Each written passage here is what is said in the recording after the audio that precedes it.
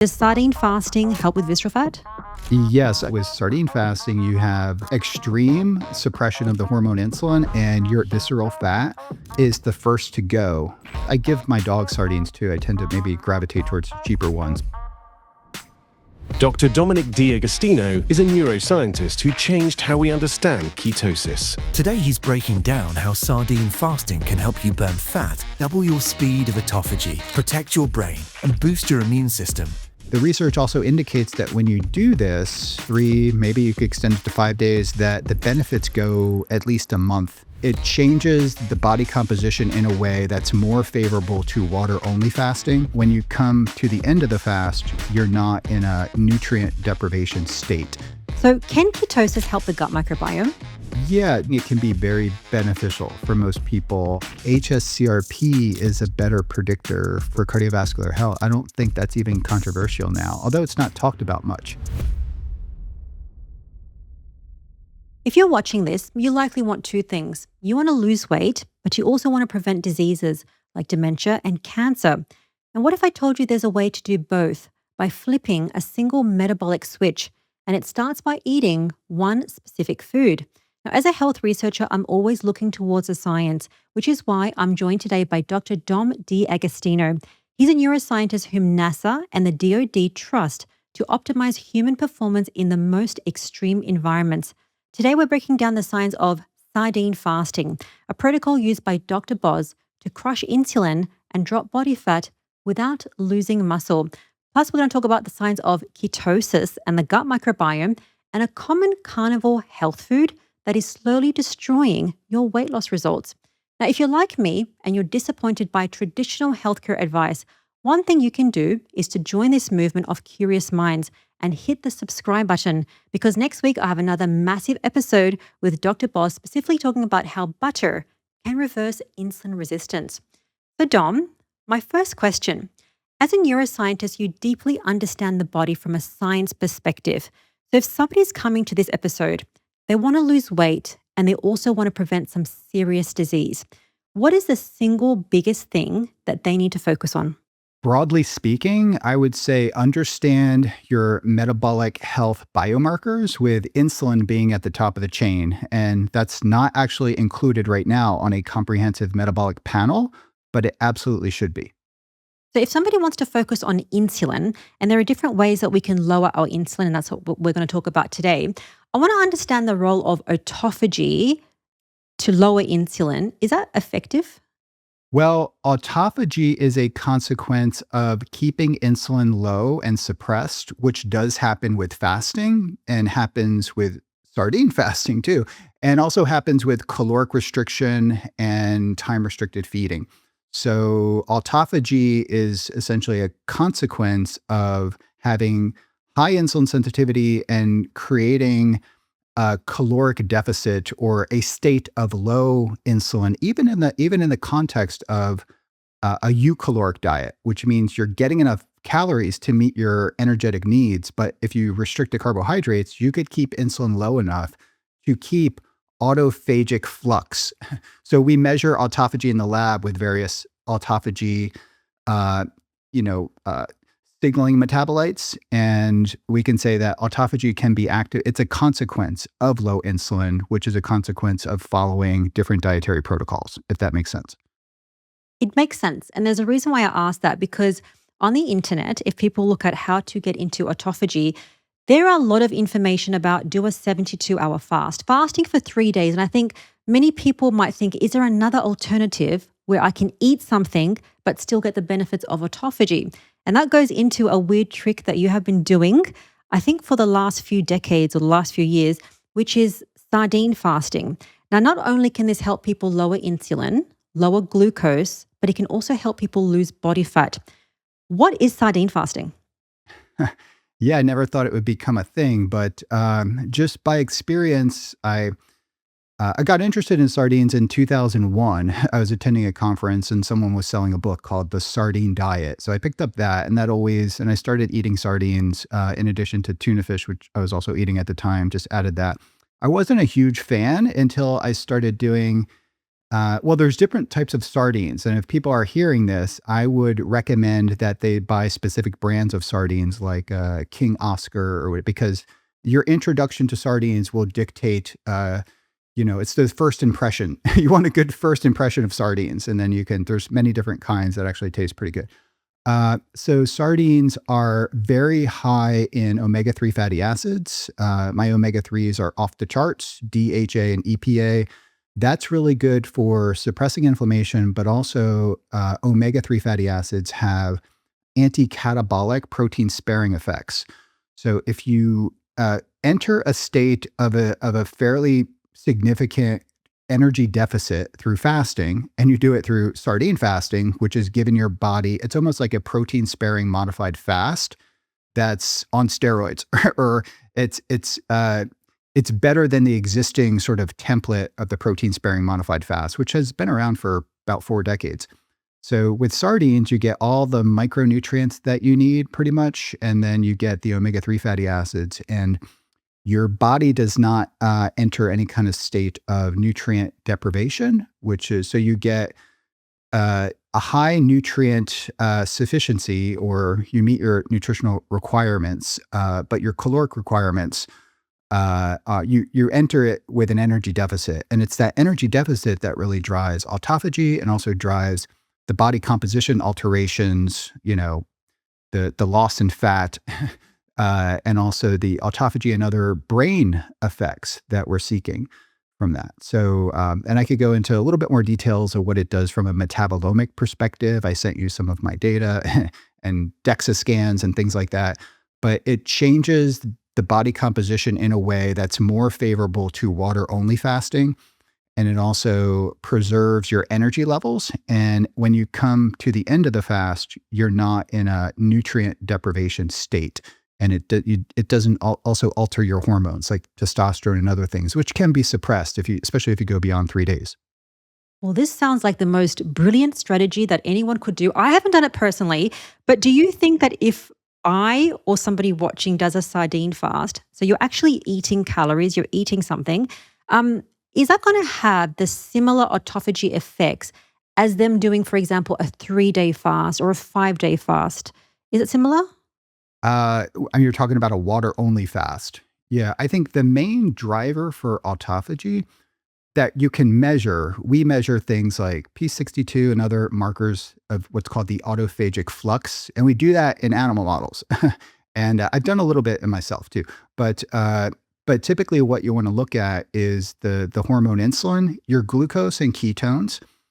And the glucose and ketones are really important because the glucose level over ketones in millimolar concentration, which can be done with a commercial meter that you can buy online, we call that the glucose ketone index. And if you can achieve and maintain between 1 and 4, and then maintain that for like 72 hours, and your insulin will be just by default very low, because it's restricting glycolytic metabolism, sugar metabolism, and forcing your body to mobilize fatty acids for fuel and make ketones. And ketone production is more or less inversely proportional to the suppression of the hormone insulin. So as insulin goes down further, ketone production will ramp up, and a glucose ketone index between 1 and 4 is one way to measure entry into autophagy if you can sustain that for 72 days if you don't measure insulin. But there are commercially available kits where you could do at home, or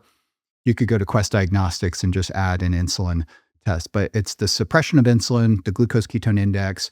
If you don't have the lab to mention or to measure the components of the autophagic flux, which research scientists do, it's kind of beyond what someone at home could do. But yeah, 72 hours of a sardine fast can essentially achieve that, and it would mimic what would be more or less happens with a 3-day water-only fast. And a 5-day fast too, you're getting into zones where fasting becomes starvation when you start becoming nutrient depleted. And if you have a lot of body fat, then fasting is more feasible. But if you are already lean or you don't have a lot of fat to lose, But there are in the literature, someone fasted for a year and came out the other end, okay. And I've seen a lot of blood work in individuals that fasted 5 days, 7 days, 10 days, and even 40 days. Like someone sent me a fast. I advise not to do it, but when you go beyond, and me included, if you go beyond 7 days, that causes a counter regulatory effect on your hormones. So your thyroid will be suppressed, your T3 levels, your testosterone and other hormones can be suppressed. And you generally want to not do that. So a 3-day fast, I've never seen any abnormalities in my hormones. And that's why I'm kind of safe. And if I advocate for a fast, it would be 3 days with sardines. That's really important to understand because I think that, so many people have thyroid issues, they have brain issues, cancer is a big thing that's ever increasing. And if we can do something where we're still eating and get some really good results, it's a really plausible science-backed alternative as opposed to just drinking water. And I'm sure that people like to eat something. Maybe sardines is not the best thing, but we're going to offer some other foods that we can eat. I want to get into your amazing results. So you sent me both your DEXA scan and your Genova. Is it the Genova, your food sensitivities, which I'd like to get into? Genova Diagnostics, yeah. Like they have these kits, and I became aware of them because patients that I'm connected to that are managing everything from Parkinson's to cancer to different were sending me their data. I was like, wow, this is really cool. And I knew of Genova Diagnostics, but I didn't know of that particular kit. And about in 2001, I believe I started it, and I don't know of anything that gives you the advanced, comprehensive metabolic profile, and also the food allergies, which I think could be important. Also the heavy metals, which some people I've been in contact with, they have a heavy metal toxicity, they correct that. And then their mitochondrial metabolic markers improve dramatically after that. So these are just some things that it's an advanced test that it should be done in addition. But yeah, that's what I sent you, the results from that. Brilliant. And let's talk about these results. So I first want to talk about your body fat. First question for you, it might seem a bit bold. How old are you, Dom? 50, going on 51. Yeah. Okay. So that's really important because if somebody's watching this and they're 50 plus, or even like me, I'm 42, this is something that can help you not only manage your disease risk, but also help you reduce body fat. Because you are quite a lean individual, but from doing sardine fasting from 2024 to 2025, your body fat dropped from 10%, which is very good, but it went down to 8.9%. So my question for you, if somebody wants to consider doing this, could they get similar results from just doing this for 3 days? Yes, they could, but I'd also add that resistance training is a big lever to pull. And when you're doing the fast, you don't have to be deadlifting for a personal record or anything like that. But resistance training goes a long way in triggering the signal for your body to retain skeletal muscle and lean body mass. So, and also I do 2 walks per day are mandatory because we have dogs that demand to be walked. So, and I tend to do that after like meals. So even with the sardine fat, after I eat the sardines, I'll go for a brisk walk, usually about 15 to 20 minutes, in addition to resistance training, pretty heavy-ish, about 3 times per week. And that's important. So my results may reflect the addition of resistance training, which is the stimulus to grow muscle, of course, but also to preserve it, even in the context of a caloric deficit. Perfect. Is that indicative of your increase in muscle mass by 2.7 pounds because you were resistance training whilst also having a nutrient-dense food like sardines? Yeah, it was part of that too. And that could be, from the prior, I think the prior measurement was taken at a time where I was not focusing as much on like squats or heavy squats and things like that. So I ramped that up a little bit. And going into that, I was actually surprised. I was a little bit nervous for the results. And when it came back, I was pleasantly surprised that I did. But it's also important to mention I've done 3-day fast and 5-day and 7-day fast before. And I think with a 7-day fast, I lost 9 pounds of fat-free mass, which could be glycogen because, the muscle swells up with glycogen and that's water and that shows up as muscle. But I did make sure that I was hydrated, and I did take electrolytes. Oh, and I did use ketone supplements too. I took about 3 packets, 18 to 20 grams of beta hydroxybutyrate salts. So electrolytes in the form of sodium, potassium, calcium, magnesium, but it was bound to beta hydroxybutyrate. And ketones are, by virtue of with starvation and fasting, ketones have an anti-catabolic effect too. So that was definitely a factor, I think, too. Okay, all the things that I want to talk about. So basically, your body fat dropped quite a lot, like because you were low body fat. But if somebody's watching this and they look down and they see a belly and they want to lose some fat, this is a plausible way to help reduce that or at least kickstart your body burning fat. Does this target visceral fat in case somebody wants to think, okay, I want to get rid of the jiggly fat, but there's fat around my organs. My doctor's telling me that. Does sardine fasting help with visceral fat? Yes, I mean any kind of caloric deficit will, but with sardine fasting, you have extreme suppression of the hormone insulin. At the same time, there are various things within sardines, like the omega-3 fatty acids that lower triglycerides and micronutrients that enhance insulin sensitivity. So I believe it's it's greatly augmenting your body's mobilization of fat stores, and your intra-omental visceral fat is the first to go in that scenario when you rapidly adjust to fasting ketosis. I guess you'd say that goes first for sure. Okay. I mean, the good news keeps on coming. Let's talk about your insulin. What happened to your insulin after eating sardines for 3 days? Yeah, my insulin measurement was 1.9, which is it was flagged on the test as being too low. But in the context of, fasting and ketogenic diets and pushing your body into the maximum fat oxidation state, that is very beneficial.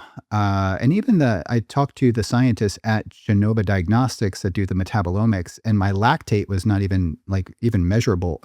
Really, it was very low, and they had never seen that before. So it suggested on the test that I had an extreme bottleneck in glycolytic flux, which means that my gluconeogenesis too was not ramped up. And I think with the sardine fasting, and I should have measured cortisol and I didn't this time, but what I think was also happening, that it was not a traditional 3-day fast would ramp up and jack up cortisol and glucagon. And I think, and I have to measure this, and I didn't do it for this test, but I believe that glucagon and cortisol probably stayed within normal ranges, just because of prior tests where I'd measured those things in the past, but not for this particular test, because that would maintain glycolytic flux. In the case of this sardine fast, that my lactate was not, even measurable. And there was markers of fat oxidation and ketone oxidation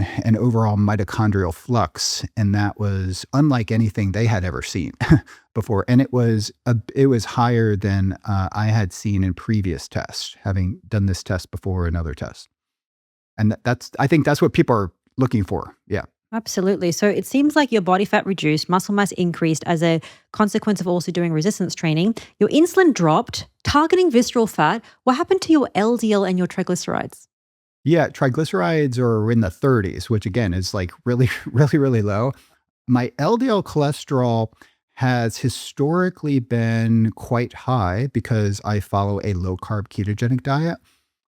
And when I did a clinical ketogenic diet, it was in the 300s. So that's alarming to many people. And my ApoB, which is probably better than LDL, was about 165. So in around 2 or 3 years ago, I started using a drug, not a statin, but a drug called ezetimibe. And it's also sold as Zetia, the brand name. And ezetimibe blocks the NPC1L1 receptor. So that basically sucks up cholesterol from the gastric. That's your cholesterol transporter.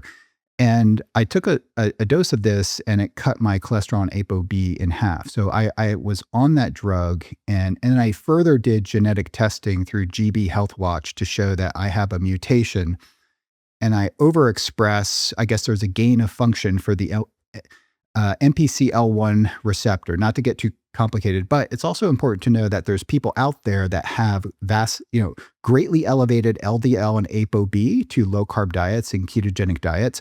And many of them are what we call hyperabsorbers. So I'm an extreme example of that because I have a genetic anomaly for this transporter, and a little tiny baby dose, a monotherapy of ezetimibe, and I break it in half, so it's just 5 milligrams per day, has kept me for the last years, about 190 LDL and ApoB about 90, I think. And otherwise, it would be really high. And I don't know if that's, it's not having any negative effects for sure. And I do not want to use a statin, but my ApoB and LDL largely did not change during the fast. Some doctors would say it's still elevated, but I'm not going to take further, I don't think it's necessary to. And also I've had a carotid scan, and my vascular age was 34, and there was no evidence of no evidence of any plaque in my vein. And that's good for a 51-year-old, especially having a vascular age of 34 was a good sign. So I don't want to lower my LDL anymore, and I'm not even sure it's necessary, but I'm doing it because my Lp(a) is also high, and there's cardiovascular disease, strokes and stuff in my family, kind of distant relatives. So I'm just being a little bit prudent in my use of a drug that really doesn't have any side effects to my knowledge. Okay. Well, I think people would be thinking, well, do I need to lower my LDL cholesterol? What do I need to do with respect to that? So I'd like to talk about that further in our conversation, because you think another marker is more important than LDL cholesterol, which we'll talk about. But getting back to the sardine fasting, now bone health is very important, especially as people age. Do you know what happened to your bone health after doing the sardine fasting? Yeah, my bone health is like maxed out on the chart. So I'm kind of like an outlier on that. So my bone density, is, if you look, I think, I sent you the bone mineral density. Yeah, it was really, again, the clinic that did it said this is very unusual to see that. And I think what's important, the message that's really important is that I have been on a pretty strict ketogenic diet for almost 20 years, definitely well over 15 years. And ketogenic diets get a lot of pushback because of the mild metabolic acidosis that some endocrinologists will say happens. But I have been on in some form of ketosis for like almost 2 decades, and my bone health is really off the charts. The main driver for that is, weight bearing, resistance exercise and muscle, right? So bone, there's no reason for bone to have a very high bone mineral density if you're not putting stress on it. And what puts stress on bone? It's muscle. So typically what we see is that bone mineral density will correlate with skeletal muscle mass and also heavy resistance load bearing training. And I think that's really important. And that's why, it's important to, if you're losing weight, whether you're a GLP-1 or a low carb diet, to continue resistance training, because as you lose weight, you're going to lose muscle, and that could impact your bone density, especially in women. Very important for women to do that. As Dom and I discussed today, your health comes down to what you eat, your immune system, and your gut function. And you can eat the cleanest diet in the world, like carnivore or keto. But if your gut barrier is strained, other parts of your body and how it functions are going to feel it. Think of it this way. Our modern world is constantly putting strains on our gut. And when this happens, toxins leak into your bloodstream, and it triggers a response that travels throughout your whole body, leading to that foggy feeling or that tired feeling.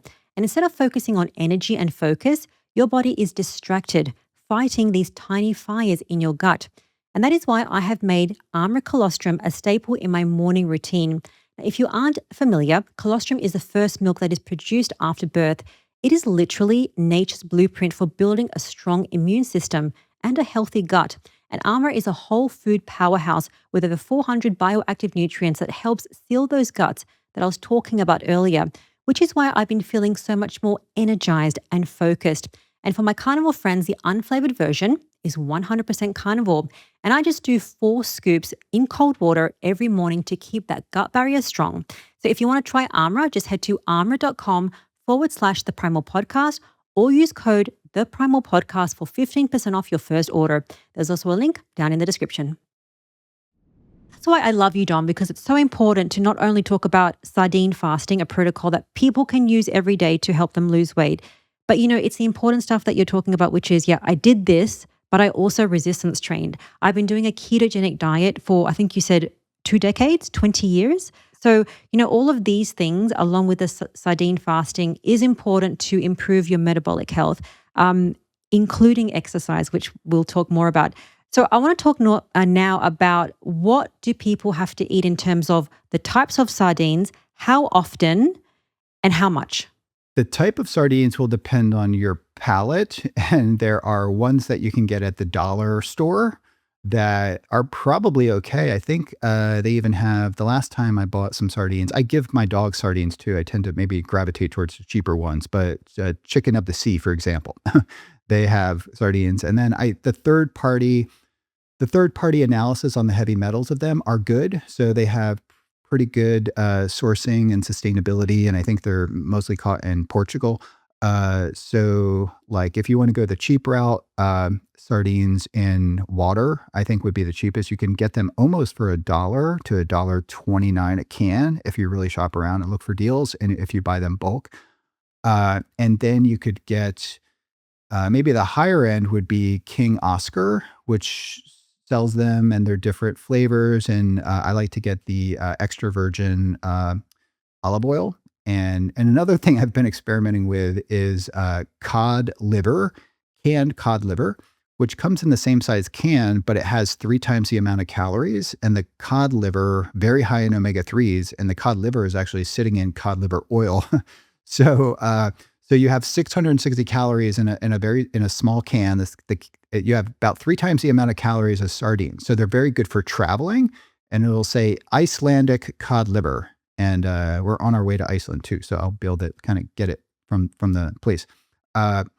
So that is another option. And the potential advantage for the canned cod liver, it is very high in vitamin A. So you just need to they could get too high levels of vitamin A if you eat a lot of cans, is that the ketogenic ratios are higher in cod liver. So, but I mean, we're talking about sardines. So cod liver, if you really want to stay in a state of high ketosis, this could potentially be replicated with cod liver or, but the sardines will have more protein for sure. And it'll depend on your palate. So I encourage people to, if they're just starting out, I would say just go for the more expensive ones first, because your first impressions are big with sardines. And my first impressions were not very good. So I used them kind of sparingly about 20 years ago.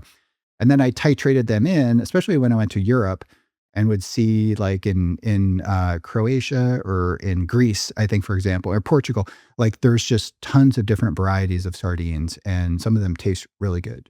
So I would say avoid sardines in soybean oil, corn oil, or like vegetable oil. And if you want, I do like the idea of sardines in extra virgin olive oil is a good thing because you get the extra fat calories that are ketogenic. Okay, very, very simple. So look at the quality of the sardines, especially if you're just starting, maybe the more expensive version as opposed to the $1 version. How often, if I want to do this, how often do I need to do this? Well, it depends on your context and why you're doing it. And one idea that I think is shared by other scientists too, I just heard some, I won't mention their name, but they're kind of big and, influencers, but they're also scientists, tenured professors. They're doing it now, and they're doing 3 to 5 days once a month.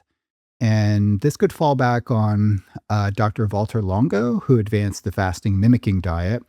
And I do believe he sells some products that are like a kit that you can buy for 5 days, and essentially very low calories, about the same amount of calories as 3 sardines per day or 3 cans of sardines per day.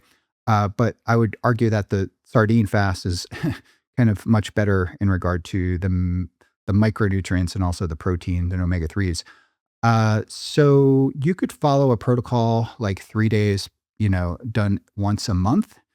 And that could be situationally when the timing is right for you to do it. But the research also indicates that when you do this, 3, maybe you could extend it to 5 days, that the benefits go at least a month to 6 weeks or more. So, and Walter Longo has published on the fasting mimicking diet, and the same thing would happen, I believe, maybe to a greater extent with a sardine fast. So if you do it like once a month, that metabolic reset could really be pushing your body towards more metabolic flexibility. And I have often talked about like if you lift weights and build up to a certain level of strength and take time off, your strength comes back really quick. And we call that muscle memory. If you diet down to a certain level and then you get out of shape and then diet again, it tends to go a lot easier and faster. And I call that metabolic memory.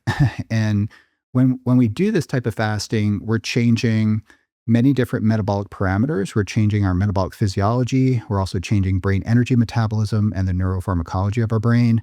This is why I study the ketogenic diet, because it has applications for seizures and other disorders.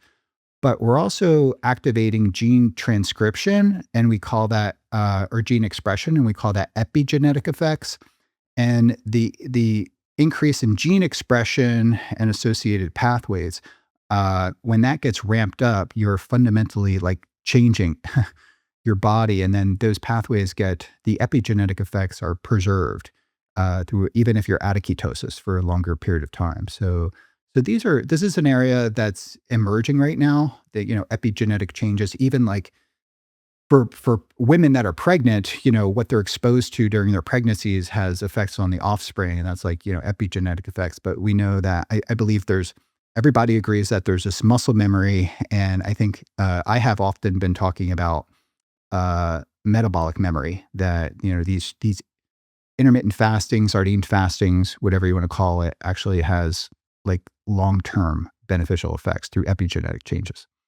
Okay, so that makes sense. Doing a sardine fast once a month for 3 to 5 days, just that short period of time to get you into deep ketosis. I now want to turn our attention to what ketosis can do in the entire body beyond just weight loss. So, can ketosis help the gut microbiome? Yeah, generally speaking, it can be very beneficial for most people. And I do think that if you add the diversity of your ketogenic diet could offer additional benefits in regard to the diversity of your microbiome. But I think the jury's still out that having a very diverse microbiome is beneficial. But the people who study microbiome, they say it is, but I've not, the data is not very conclusive on that. But I will say that there's certain species of bacteria, Akkermansia, for example, actually that goes up on a ketogenic diet. And the Akkermansia, species helps the gut mucosa generate the mucosal lining, the mucus that protects your gut. It's very protective, and it actually helps to preserve the integrity of your gut and prevents intestinal permeability that is associated with like leaky gut and things like that. And then the lactobacillus, bifidobacteria, like these things, which can be found in fermented food, can be beneficial. So having some like truly fermented sour cream or that could be beneficial for some people. But there's some researchers that have been focusing on low carb diets, ketogenic diets, and they see benefits, and they are proponents that the changes in the microbiome are actually they are actually leading to the anti-seizure neuroprotective effects. I am a little bit less convinced of that, because in our lab, we can give exogenous ketones without changing diet at all and see an anticonvulsant activity just from the ketones. So I think there's a lot of different things, a lot of different moving parts when you follow a ketogenic diet. And of course, it changes your whole metabolic physiology and even hormones in a way that is changing your sympathetic nervous system, your parasympathetic nervous system. Like even the neurotransmitters GABA go up, for example. And these are all beneficial too, especially in the context of metabolic psychiatry, which is a rapidly emerging field where ketogenic metabolic therapies are being used for things like schizophrenia, bipolar, major depression, anxiety disorders, anorexia nervosa. So there's all registered clinical trials now looking at ketone metabolic therapies for those disorders, largely spearheaded, some by the NIH, but largely spearheaded by the Bazooki Group, which is a philanthropic organization that's funding some of the work. Amazing. So we can improve our gut health and the gut microbiome by simply Not eating all of these carbohydrates that we're told to eat. The next benefit, perhaps, of a ketogenic diet or entering to a state of ketosis, mental health and brain disease. Can ketosis, if somebody's worried about brain disease like Alzheimer's, Parkinson's, can that help being in ketosis? Yes. And I think, again, it's very nuanced conversation and the research is ongoing, but there's published research, if you just even systematic meta-analysis reviews on this. And also there's a lot of clinical trials right now. If someone was to go to clinicaltrials.gov and just type in ketogenic diet, you'll find many different trials. Evidence-based applications include, Alzheimer's disease, weight loss, diabetes, and those things, obviously can help. There's registered clinical trials on polycystic kidney disease, migraine, Parkinson's disease. We study different inborn errors in metabolism that are neurometabolic. But so they're like more evidence-based, and then there's what I call emerging evidence-based applications, and that includes psychiatric disorders.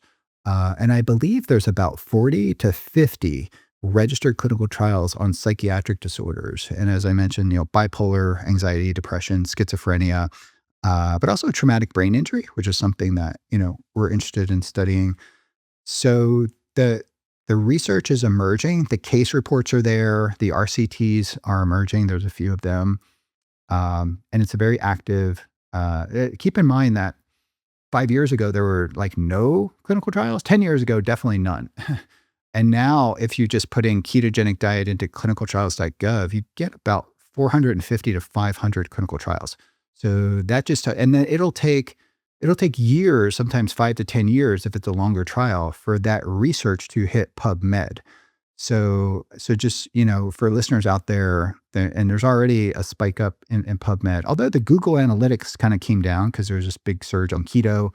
So Google does its own thing, but I mostly focus on the peer-reviewed publications in PubMed and also what's in clinicaltrials.gov. And that's essentially will give you a window into the validity of the science and the application of ketone metabolic therapies. And there's also a lot of discussion about further augmenting the ketogenic diet with ketone supplementation. That could be everything from MCT oil or ketone esters or ketone salts or various exogenous ketones. So we work on that front too.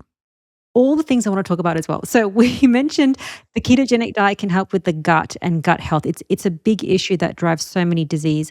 Ketogenic diet for mental health, brain issues. I'm also talking to Dr. Georgia Eid next week about how the ketogenic diet can help with mental health. So there's so much areas of research.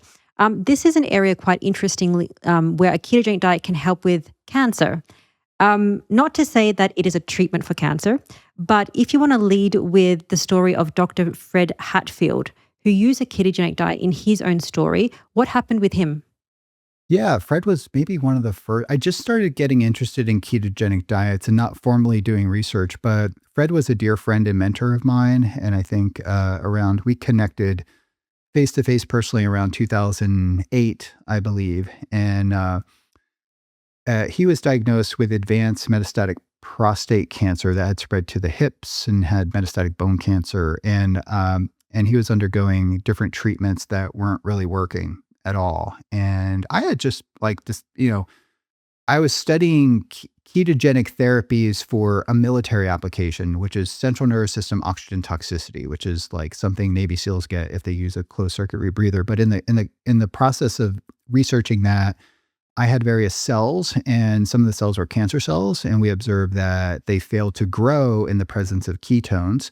And they died if you knocked down the glucose and gave them ketones. The neurons loved it, but if you grew cancer cells and you restricted the glucose and put in ketones, like they would rapidly die. And that was an interesting observation that I kind of did not expect. And I was just using a particular cell model because it was easy to grow, and I was comparing it sort of a control for another project. And we don't have to go into the details, but it gave me insight into something that was happening with cancer cells. So I researched it on PubMed, and then I found the work of Dr. Thomas Seyfried, and that really interested me. He had a publication in 2008 And then I got really interested because I had some PhD students that wanted to study it. And he published a review article in Nutrition and Metabolism entitled Cancer as a Metabolic Disease. And what he was saying in that review article basically was explaining some of the observations that we were making in the lab using confocal microscopy, looking at the mitochondria of cancer cells. They were dying and exploding when we were hitting them with high oxygen. And it was kind of, I was observing the Warburg effect, but I didn't really know what it was at the time because I was not a cancer biologist, but I self-taught myself this. I'm a cell biologist and neuroscientist and metabolic physiologist. But long story short, we basically developed a very robust preclinical ketogenic diet research lab, and we've published a number of articles on ketone metabolic therapy. We've also published articles on like metformin and different glycolytic drugs. So targeting the Warburg effect, targeting this accelerated sugar metabolism in cancer cells. Brain cancer and advanced metastatic cancer is what we study. So getting back to Fred, Dr. Hatfield, so he was a well-known powerlifter at the time and squatted kind of raw 1,000 pounds, which is even like unheard of today. And he was a well-known authority in powerlifting and just like a big brain behind the fitness world. We connected. I advocated that he try this. He did, and he went into rapid remission, which is not going to happen with everybody. And I don't think we should promote the ketogenic diet as a cure for cancer. But in his case, he did the sardine fasting, and he was also very spiritual.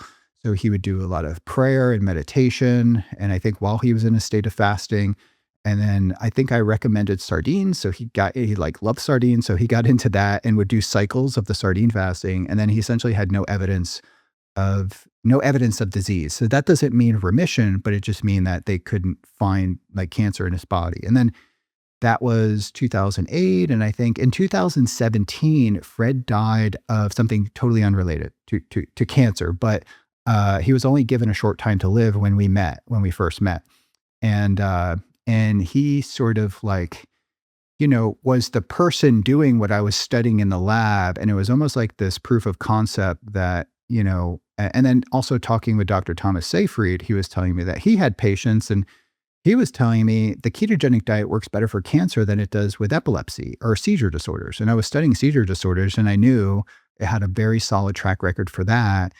And I was like, okay, maybe this is something I need to study. And I had a little bit of startup funds as I transitioned to a tenure track position at my university. And that got Dr. Angela Poff, she was a PhD student at the time, on her project. And then like Dr. Andrew Kutnick, who you have mentored, he actually used Dr. Seyfried's model looking at cancer cachexia. And one of the benefits of being in ketosis is that it's anti-catabolic and muscle sparing and also reduces significantly inflammation, which is a driver for muscle wasting.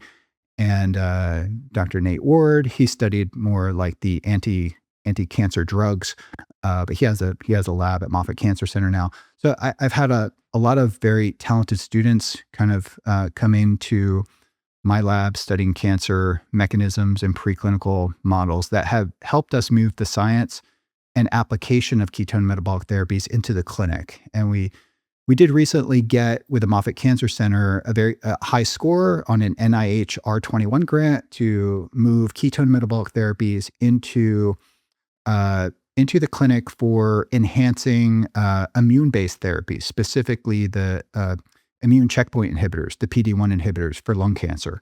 So that just got approved, and I'm working with Moffitt to advance this dietary therapy as an adjunct, as a way to further enhance the adaptive immune system that makes immune therapies work better. And work is already being done at University of Pennsylvania and other institutions. So, we're not the only one doing it.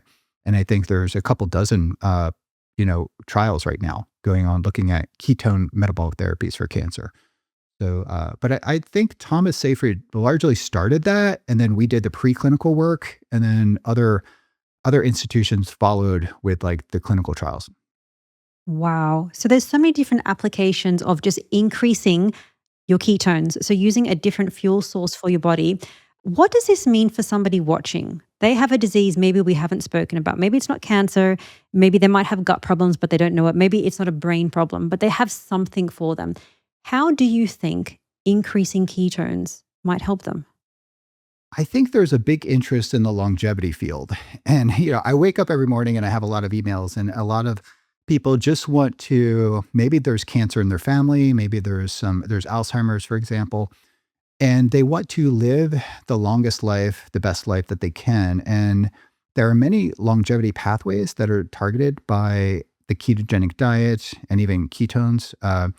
And that could be, it reduces insulin, it increases autophagy or autophagic flux. We can say that mitochondrial efficiency and bioenergetics, reduces oxidative stress, inflammation, it reduces. And then there's my last PhD student that graduated studied the metabolic control of epigenetic regulation. So when ketones are elevated in the blood and circulating and go to the brain, there's ketone-induced gene expression. And that could be through something called histone deacetylase enzymes that kind of also methylation patterns are changed. And then we also know this phenomenon called beta-hydroxybutyrylation. Now, not to get too technical, but the important thing is that beta-hydroxybutyrate, the ketone molecule, can directly interact with something called a histone, and it can bypass other mechanisms and directly impact the histone and to influence gene expression. That's called beta-hydroxybutyrylation. The same thing happens with lactate, and this is called lactylation. So that's an emerging field that a lot of mechanistic scientists are focusing on. So visceral fat, metabolic flexibility. And I mean, my background is really ketosis for neuroprotection. So protecting the brain, reducing neuroinflammation, enhancing neurotransmitter systems. And as we age, the glucose metabolism of the brain declines pretty steady, but the ketone metabolism of the brain basically is preserved. So what does that mean? As we age, I'm in my 50s, and it starts actually when you're in your mid 20s. So people my age and older, especially, they have reduced glucose energy metabolism in the brain. However, if you give them ketones, their ability to use ketones and to enhance brain energy metabolism is preserved. And Dr. Stephen Cunnane has published on that using an FDG PET scan and then a ketone PET scan, and looking at things like mild cognitive impairment. And a number of investigators are looking at that and replicating that work.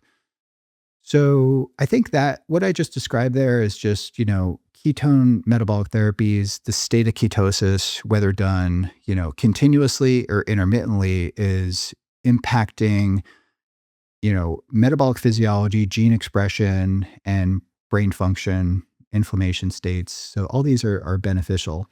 But it also, everybody is a unique metabolic entity. So I think that doing blood work is going to be important, because any radical change to your diet can change things in ways that could potentially be unpredictable. So keep up on your blood work. And I say, you have objective biomarkers and you have subjective. If you don't feel good on the diet, something's wrong, even if the objective biomarkers are improving, and vice versa. So you want to feel good, have lots of energy, but also have, your cardiometabolic biomarkers should be going in the right direction too when you follow this diet. Now, as Dom often says, fixing your health, whether it's losing excess weight or dealing with a more serious condition like cancer or diabetes or any other chronic disease, can feel incredibly isolating, because you're making a big lifestyle shift. And frankly, a lot of people just don't get it. But you shouldn't have to do this alone. And that is why I'm super excited to announce our first ever Primal podcast meetup. We've partnered with Meatstock 2026 to bring you something unprecedented. Over 52 of the world's top experts, including Dr. Berry, Dr. Berg, Dr. Chafee, all in one place. Now, this isn't just a seminar, it's an experience. You'll get direct access to the brightest minds in metabolic health, but most importantly, you'll be surrounded by a community that finally speaks your language. And because this is our first official meetup, I wanted to do something massive. My viewers get $100 off every ticket. That's a 25% discount exclusively at theprimal.com/2026. Now there are fewer than 200 spots left and they are moving fast. Just click the link in the description below, lock in your discount, and I'll see you at Midstock to shake your hand in person. Okay, so lots of benefits from just simply increasing your ketones and shifting what you eat, eating less carbs, eating more healthy fats and proteins. So I want to ask a big question that people have, which is about cholesterol. Now, you mentioned earlier that your LDL cholesterol is like really high and you're taking a drug for that. But broadly speaking, so it's not you, it's not me, because I also experienced a similar thing. But for somebody that's doing, higher fat diet, not eating the carbohydrates, the LDL increases. You say that HSCRP is more important than LDL cholesterol. Why is that? Yeah, I think if we look at the data, the human randomized controlled trials and even the epidemiological data, that HSCRP is a better predictor for cardiovascular health. I don't think that's even controversial now, although it's not talked about much. But HSCRP elevated is an indication that something's wrong with your body, and that could be a variety of different things. But typically is a result of poor metabolic health, which can be vastly improved with simply carbohydrate restriction, ketogenic diets, improving your diet quality. And a lot of people suffer in the United States and abroad from energy toxicity, just simply eating too much. So I think we should start there. And the easiest way to reduce energy toxicity is through carbohydrate restriction and just intermittent fasting. Everybody's going to be different, but HSCRP responds dramatically to an energy deficit, but also responds for me very dramatically being in a state of nutritional ketosis. So independent of weight loss, my HSCRP typically hovered around 2 to 3 to 5 one time. And now it's like non-detectable, like 0.2, 0.3 sometimes, but usually like 0.1 or, non-detectable. So ND I get usually on the test. And that never happened prior to, I did get HSCRP only measured maybe 3 times prior to transition to a keto. So I only have a baseline of like 3, but now I get it measured 3 times per year.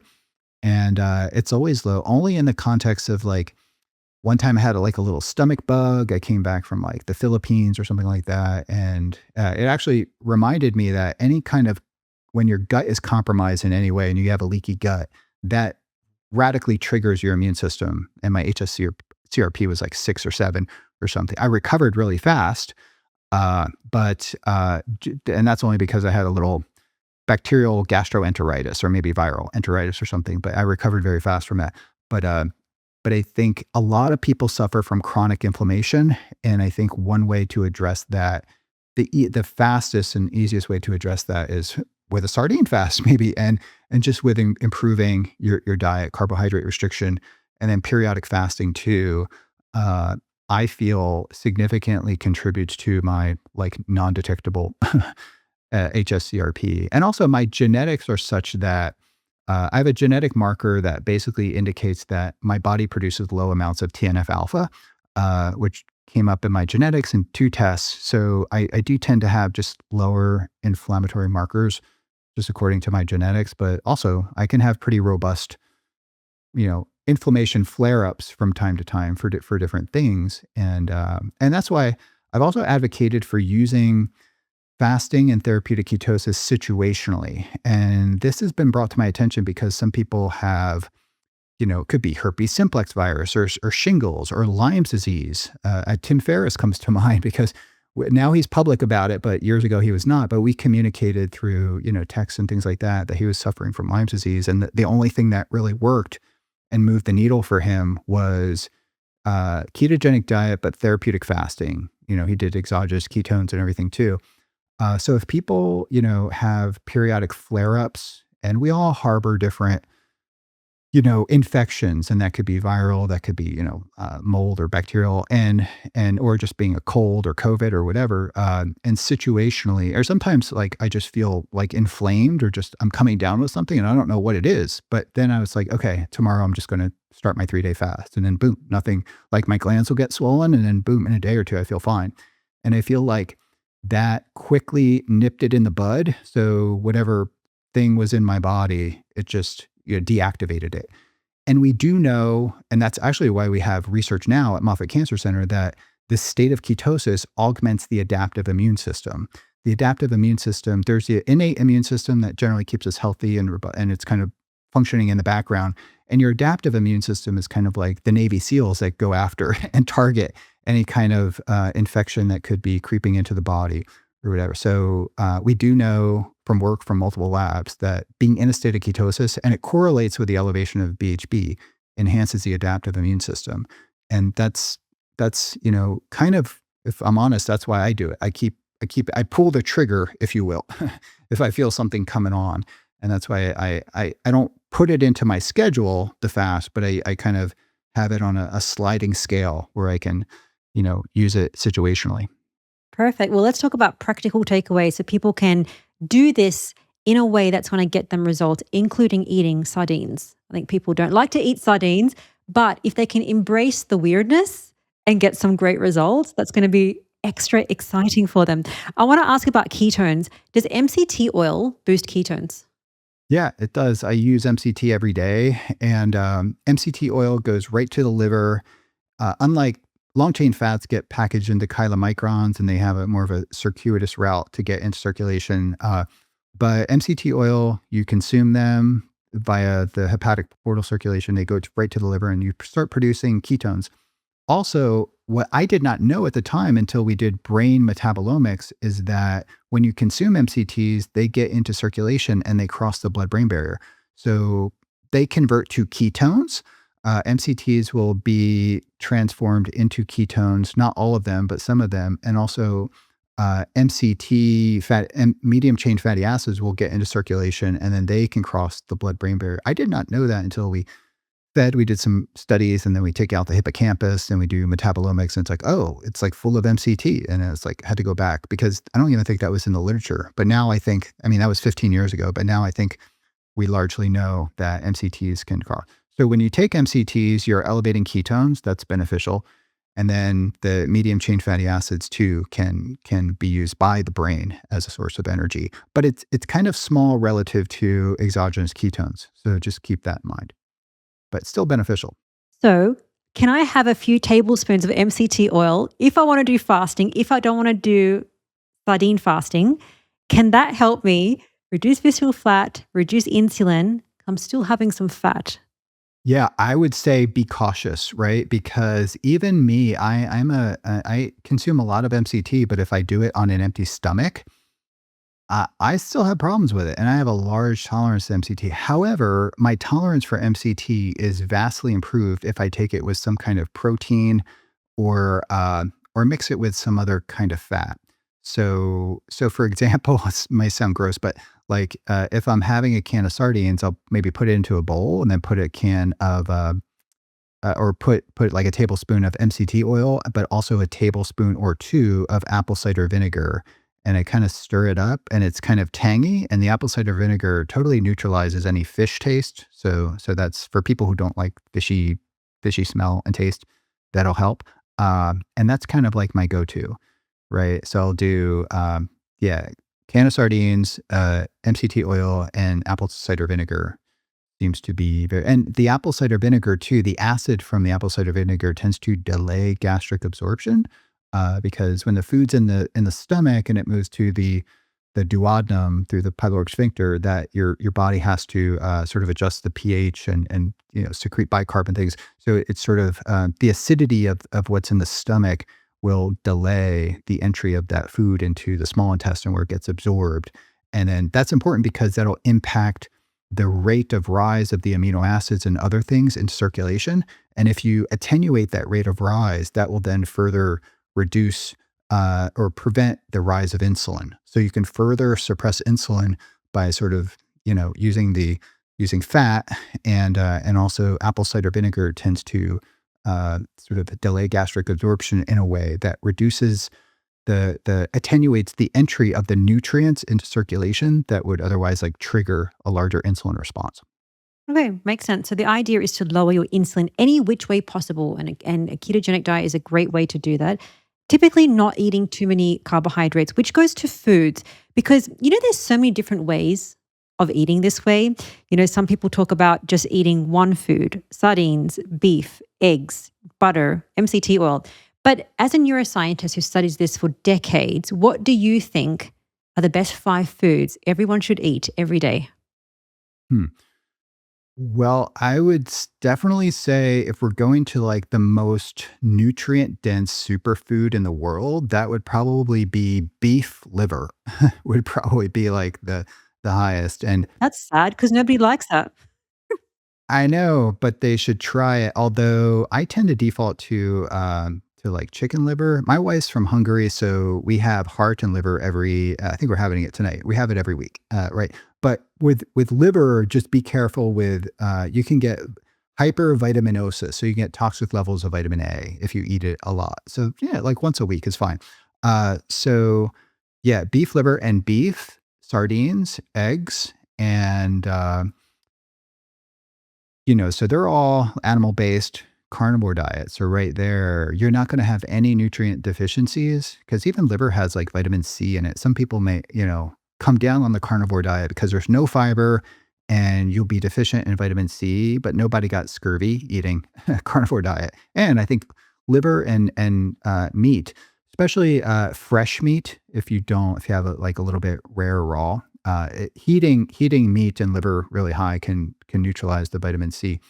But yeah, so you asked for 5 foods, I think, Yeah. right? So just fish in general. Sardines. So yeah, yeah, sardines, liver, well, beef liver, beef, sardines, eggs. Eggs are like a extreme powerhouse.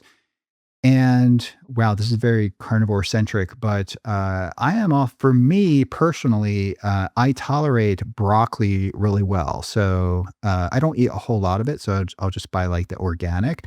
And what I do, I cut the tips off, like the floret part, and I chew up the other parts for my dogs. So it's like the fiber that tends to help them poop. And I do believe that there's a lot of benefits to broccoli, sulforaphane and things like that. We do some research in the lab with sulforaphane.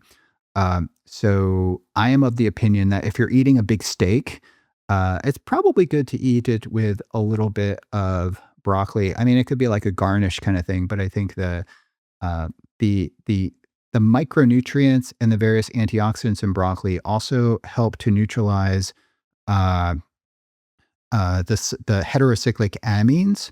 So when you cook meat, you do generate some potentially toxic intermediates, and they're called heterocyclic amines. And but if you have a little bit of broccoli with it, it doesn't take a lot. Like it just could be a small amount. You're kind of neutralizing that.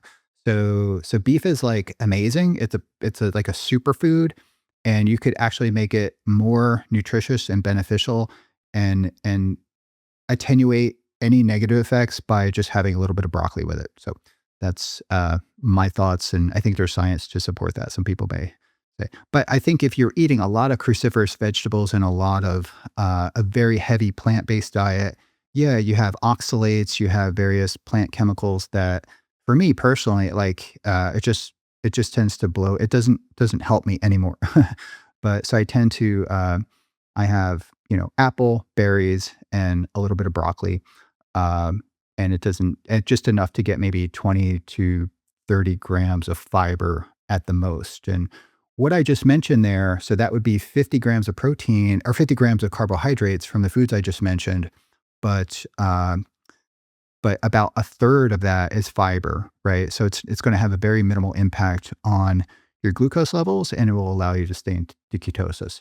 So the fifth food would either be wild blueberries or broccoli, and it's a toss up. So I'll let people decide from there. I would choose the blueberries and not the broccoli, but that's just like my preference. Not that I eat blueberries. I do too. Yeah. Yeah. I would say Yeah. that you're generally more a heavy carnivore meat based diet and adding in some, veggies or adding in some fruit as necessary. And, in terms of the nutrients that we need, we can get a lot of them, as you just said, from liver. Not that anyone likes it. Sardines, not that anyone likes it. It seems like the stuff that No, we don't people like like that. is Mm. what? Sardines? People like, yeah, well, it's an Huh. acquired taste. So you have to search out, the gourmet sardines first. So that could be, and some of them will be like $10 a can, but they taste really good. I can promise you. And then, yeah, beef liver is an acquired taste, but I'm telling you to give chicken liver a try and cook the liver in like bacon fat and just put salt and pepper on chicken liver. And I mean, it's like, if you like pate, so it's like pate. The pate is, most people like pate. It's very, like, I avoided pate just because it sounded kind of gross, but when you try it, it's most people put it on bread, right? But you could have a steak and put pate on top of steak, which I have done. So, or cod liver, which sounds crazy, on top of steak, but that's like that's a nutrient powerhouse right there. Don't knock it till you try it. I have tried sardines. I do like it, but I have a carnivore keto community and people are like, I don't want to do sardines. It's disgusting. Oh, mackerel. And I've had Try, mackerel. try mackerel. Yes. Yes. So, when you're traveling and people try to do carnivore and they think, oh my God, it's so hard to take a snack. Sardines, mackerel, any fish that's canned, the highest quality. So you're not having the heavy metals and mercury, because we know some people, they poo-poo sardines because they say, oh, it's got all of these bad things about it. But if something is working based on data and evidence, it can help people. Final question for you. If people want to do sardine fasting, but they don't eat a healthy diet the other days, do you think it's dangerous to do sardines or eating more fat if they eat carbs the other days? Well, that will depend on, their blood work and their biomarkers. And I think that's going to be important. And a lot of people get scared away from sardines and fish because of the heavy metals, but I sent you my heavy metals. I don't know if you saw that. And it was like super low mercury and lead. And with me eating sometimes like, 5 to 10 grams or 5 to 10 cans of sardines a day and a couple pounds of fish per day, like I'm eating literally like 10 servings of fish per day for years. So my heavy metals should be off the chart. It's probably because I'm choosing sardines and mackerel, but and my heavy metals are very low. So I think I also have very good detoxification pathways, and I also take alpha lipoic acid. So that is good, kind of helps with the detox pathway. But I see no problem with that, with the scenario that you just mentioned.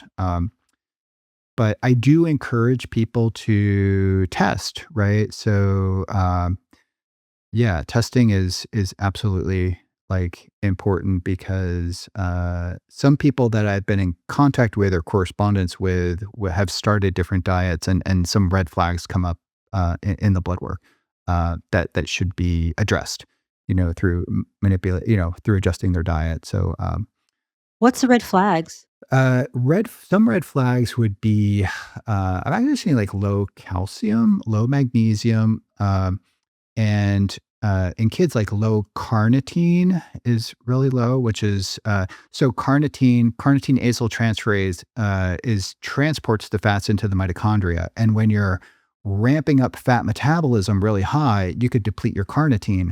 So carnitine comes from meat, carn. So carn, the word carnitine. So if you're eating a lot of meat, you tend to not, but like dairy-based ketogenic diets, we see that.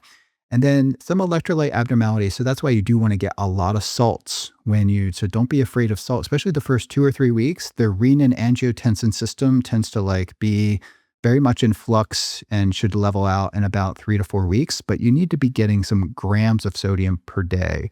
Like, everybody's anti-salt, but yeah, you need to get sodium, potassium, calcium, magnesium into the diet. And also for some people I've seen like their liver, their transaminases go up. So AST, ALT, GGT will go up, but that's just the liver's working harder for beta oxidation of these fatty acids. And that puts strain on the liver, but the liver is very resilient. So I wouldn't worry about a transient elevation in your transaminases. But yeah, these are some things that kind of can show up from time to time. But the salt's a real issue. And if the sodium levels drop when you start a diet, because suppressing the hormone insulin has a diuretic effect and what we call a natriuretic effect. A natriuretic is that you dump out a lot of sodium. And if you don't get that sodium into the diet, you can experience things like orthostatic hypotension, and you get brain fog, and then you just feel a little bit dizzy, and then you just drink hydration and salts. That could be like Element's a good product, or the ketone salts, which is sodium, BHB, sodium, calcium, magnesium. So So you're killing two birds with one stone. You're getting your electrolytes and elevating ketone. So I advocate for that, and that will mitigate largely the keto flu that some people say they get. I never had that, but some people, when they start a ketogenic diet, they'll have the keto flu, and that could be largely mitigated just by hydration, salts, and especially BHB salts. Brilliant. This is really the last question. What do you think is the worst food that people are eating on a high-fat ketogenic diet that's really stopping their results? On a high-fat ketogenic diet, a food that they're eating. So I would avoid any boxed food that's marketed as keto, for one thing. And I would actually have to say, I hate to say this, but I would just say, like, dairy in regard to prescription ketogenic diets for the things that we treat. Sometimes they're not getting a response, and it's just like, okay, knock out the dairy. I hate saying that because I love dairy, and then boom, they'll and they might have a mild dairy allergy, and that could be affecting their ketones. So, and also nuts too. Some people think that, a bag of cashews, for example, you can down that. And some people say, I'm not losing weight on a ketogenic diet. And I would say, well, share exactly what you're eating. And it's always like, well, I have nuts. Well, how many nuts? It's like, well, I get the bag and I start eating. So you can down a lot of calories from, nuts. So I would say nuts or like dairy too can be problematic in some people. But largely speaking, like ketogenic foods are pretty healthy, unless they're, but I would avoid just ultra processed ketogenic foods that are packaged. Awesome. Well, I'm going to leave all the links for your work in the show notes. I just want to say a big thank you, because sometimes science and the work that you do is very complex. And I think that this conversation is going to help people make it simple, because simple changes lead to results. Thank you so much for your time, and keep doing great work. Thanks for having me. I appreciate it. And if people want to learn more, they can go to ketonutrition.org or Metabolic Health Initiative, which we have a podcast on there, and an ACCME accredited platform. So you can get CME credits if you're interested in everything that I'm talking about. So Metabolic Health Initiative, and then ketonutrition.org. Perfect. Thank you so much for your time. Thank you. I hope you enjoyed this episode. Check out this one with Louisa Nicola. It is everything about how to protect your brain, creatine, and exactly what to eat and what to avoid for optimal brain health. See you next week.